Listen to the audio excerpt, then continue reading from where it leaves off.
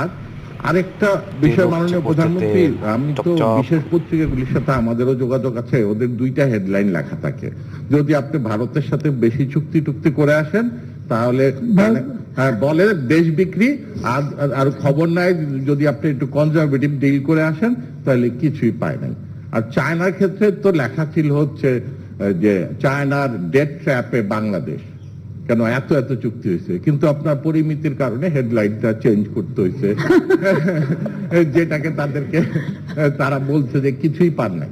আমরা তো ওখানে যারা ছিলাম দেখেছি যেসব বড় বড় কর্পোরেশন দৌড়াদৌড়ি করেছে, চুক্তি সই করলে 100 বিলিয়ন করা যেত, কিন্তু বাংলাদেশের রেস্ট্রেইনের সময় শ্রীলঙ্কার পথে বাংলাদেশ যাবে না। কিন্তু এই কাজগুলি আমরা আরো যত দিন যাচ্ছে, আমাদেরও তো সক্ষমতা বাড়ছে, আমাদের প্রশাসনের সক্ষমতা বাড়ছে, আমরা আরো নেগোশিয়েট করে আরো বেছে প্রজেক্ট নিতে পারবো। এবং কোন